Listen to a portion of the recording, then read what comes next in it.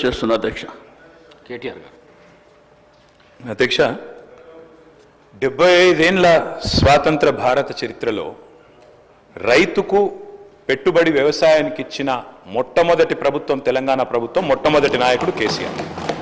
అయితే 72,000 కోట్ల రూపాయలు రైతుల ఖాతాల్లో నేరుగా జమ చేయడానికి ప్రేరణ అయింది. అసలు ఆ పథకం ఎందుకు తేవాల్సి వచ్చింది అది చెప్పకపోతే, ఆనాటి పరిస్థితులు ఆకలింపు చేసుకోకపోతే, బ్యాక్గ్రౌండ్ అర్థం కాకపోతే, పథకం ఎందుకు ప్రారంభించాల్సి వచ్చిందో దాని నేపథ్యం తెలియకపోతే మనం ఏం మాట్లాడతాం అధ్యక్ష?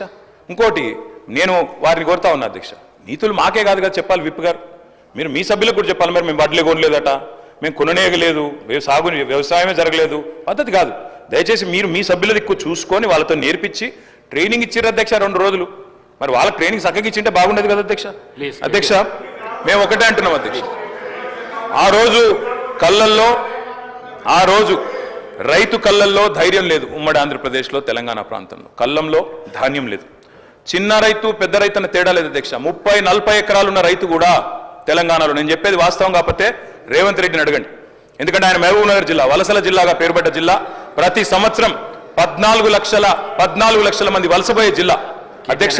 కేటీఆర్ గారు సభానాయకుడు రేవంత్ రెడ్డి అని ఏకవచనంతో మాట్లాడకండి అధ్యక్ష. సభానాయకుడు గౌరవం అనేది గౌరవం ఇవ్వండి. రైట్, గౌరవం అనేది అధ్యక్ష, గౌరవం అనేది ఇచ్చి పుచ్చుకోవాలి అధ్యక్ష. ఇస్తాం, మేము కూడా ఇస్తాం. ఇవ్వకపోతే కేసీఆర్ గారిని ఇష్టం వచ్చినట్టు మాట్లాడితే మేము కూడా అట్లే మాట్లాడాల్సి వస్తుంది అధ్యక్ష. దానికి మేమేం చేయాలి అధ్యక్ష?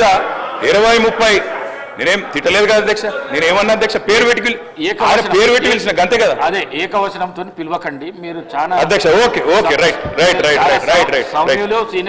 అధ్యక్ష. మీకు చెప్పాల్సిన అధ్యక్ష 20-30 ఎకరాలు ఉన్న రైతులు కూడా, పాలమూరు లాంటి జిల్లాలో 20-30-40 ఎకరాల రైతులు కూడా హైదరాబాద్కి వచ్చి కూలీ చేసుకునే పరిస్థితి అధ్యక్ష. ఇది వాస్తవం. ఎందుకంటే నీళ్లు లేవు, కరెంటు లేదు. అట్లాంటి పరిస్థితుల్లో రైతులు కూలీలుగా మారి అడ్డా మీది కూలీలుగా ఇక్కడ హైదరాబాద్లో పనిచేసిన దుస్థితి. అందుకే మేము 20 ఎకరాలు 10 ఎకరాలు 12 ఎకరాలని కోతలు పెట్టలేదు అధ్యక్ష. తెలంగాణ ప్రాంతంలో నీళ్లు లేక ఎన్ని ఎకరాలున్నా రైతు కూలీగా మారిపోయిన దయనీయమైన పరిస్థితి ఉండే కాబట్టే మేము ఆలోచన చేసినాం అధ్యక్ష. మేము ఆనాడు మొట్టమొదటి ప్రాధాన్యతగా తెలంగాణ రాష్ట్రం ఏర్పడిన తర్వాత వ్యవసాయ రంగాన్ని తీసుకున్నాం. వ్యవసాయ రంగం, సాగునీటి రంగం. ఎందుకంటే నీళ్లు, నిధులు, నియామకాలను ఉద్యమ కాలంలో మేమే చెప్పినాం అధ్యక్ష. అందుకే నీటి విషయంలో ప్రతి నీటి బొట్టును ఒడిసి పట్టి గోదావరి కానీ కృష్ణ కానీ సాగునీటి అందించాలి, ఖచ్చితంగా రైతుల బీళ్లకు ఖచ్చితంగా నీళ్లు ఇవ్వాలని ఒక ఎజెండాతో పనిచేసినాం. ఆ పునర్నిర్మాణ కార్యక్రమం తీసుకున్నాం అధ్యక్ష. అందులో భాగంగానే అధ్యక్ష, రైతు చల్లగా ఉంటే పల్లె చల్లగా ఉంటుంది అధ్యక్ష. పల్లె కూడా అందరూ బాగుంటారు. ఎందుకంటే గ్రామీణ ఆర్థిక వ్యవస్థకు రైతు కేంద్ర బిందువు. ఆ రైతు బాగుంటే రైతు చుట్టూ అల్లుకున్న అన్ని కుల వృత్తులు బాగుంటాయి అధ్యక్ష. ఆ ఉద్దేశంతోనే వ్యవసాయాన్ని స్థిరీకరించాలనుకున్నాం. మేము రైతు బంధు పెట్టింది ఊరికైనా పెట్టలేదు అధ్యక్ష. మా ఉద్దేశం వ్యవసాయ స్థిరీకరణ, వ్యవసాయ స్టెబిలైజేషన్, అగ్రికల్చర్ స్టెబిలైజేషన్. ఆ కార్యక్రమంలోనే చిన్న విప్లవాత్మకమైన కార్యక్రమాలు తీసుకున్నాం అధ్యక్ష. అందులో ముఖ్యమైనది అధ్యక్ష 24 గంటల నిరంతర విద్యుత్. తెలంగాణ వచ్చినాడు అధ్యక్ష, కరెంటు లేదు. తర్వాత మీరు చూసినట్టయితే ఆనాడు దాదాపు పొద్దున 3 గంటలు, రాత్రి 4 గంటల అధ్యక్ష కరెంటు. దొంగ రాత్రి, అర్ధరాత్రి వచ్చే కరెంటు కోసం కావలగాల్సిన దుస్థితి. దాన్ని మార్చాలనుకున్నాం సమూలంగా.